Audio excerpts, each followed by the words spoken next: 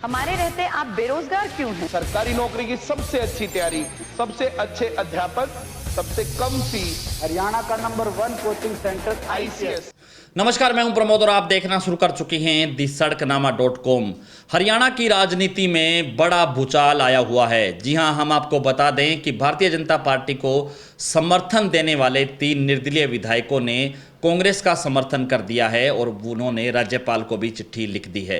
हालांकि ये चिट्ठी अभी स्पीकर हरियाणा तक नहीं पहुंची है और हम आपको बता दें कि कल अविश्वास प्रस्ताव और विश्वास मत को लेकर के हरियाणा का विपक्ष है वो आपस में ही उलझ गया। सबसे पहले पूर्व डिप्टी सीएम दुष्यंत चौटाला ने यह कहा कि अगर कांग्रेस 2 कदम आगे बढ़ाए तो जननायक जनता पार्टी उसका साथ देने के लिए तैयार है।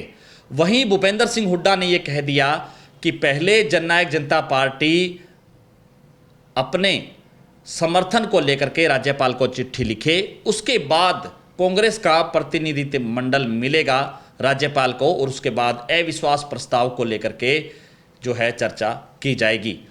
यहाँ हम आपको बता दें कि राज्यपाल के विवेक पर तय किया जाता है कि राज्यपाल मुख्यमंत्री को कहे कि वो विश्वास मत हासिल करे। इसके साथ साथ ये भी कहा जा रहा है, क्योंकि पूर्व मुख्यमंत्री मनोहर लाल उन्होंने कहा कि सरकार को कोई खतरा नहीं है और उन्होंने ये भी कहा कि ये चुनाव का समय है और विधायकों का आना जाना रहेगा।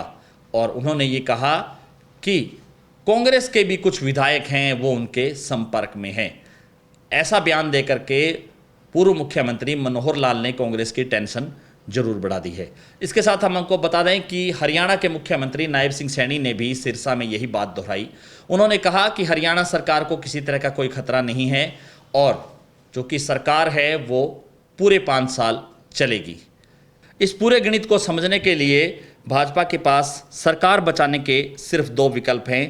पहला कि 90 सदस्यीय विधानसभा में अभी 88 विधायक हैं, जिनमें से ये कह सकते हैं कि पूर्व मुख्यमंत्री मनोहर लाल जिन्होंने इस्तीफा दिया और एक निर्दलीय विधायक चौधरी रणजीत सिंह चौटाला है, उन्होंने इस्तीफा दिया। 2 इस्तीफों के बाद ये जो आंकड़ा है वो 88 का रह जाता है। ऐसे में बहुमत का आंकड़ा 45 है। सरकार के पास 43 विधायकों का समर्थन है। इनमें से 40 भाजपा के विधायक हैं, 2 निर्दलीय हैं और 1 हलोपा के गोपाल कांडा है।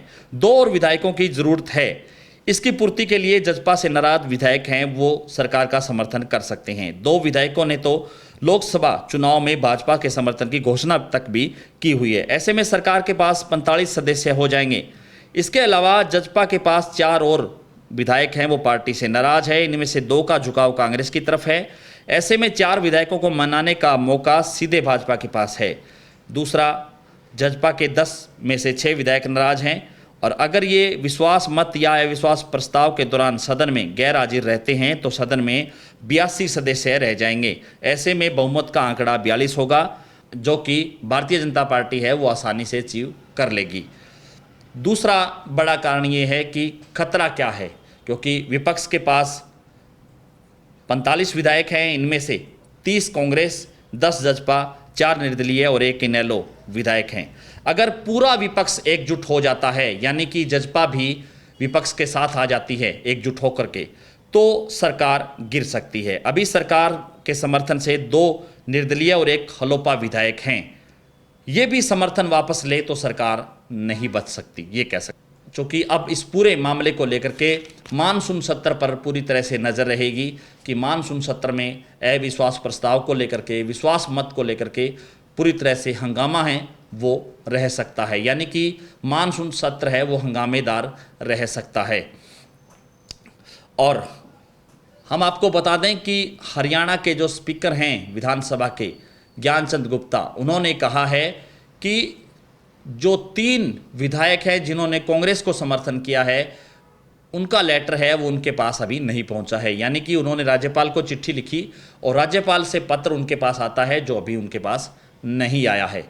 तो ये पूरी कहानी है जिसको लेकर के भाजपा पूरी तरह से निश्चिंत है कि सरकार जो है रहेगी, सरकार पे किसी तरह का कोई खतरा नहीं है। वहीं विपक्ष एकजुट होने को लेकर के भी आपसी बयानबाजी है वो तेज कर रहा है और अगर पूरा विपक्ष एकजुट हो जाता है तो सरकार है वो गिर सकती है।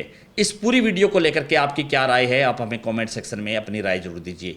ज़्यादा से ज़्यादा इस वीडियो को आप शेयर जरूर कर दीजिए ताकि तमाम लोगों तक की जानकारी पहुँचे। बहुत बहुत शुक्रिया।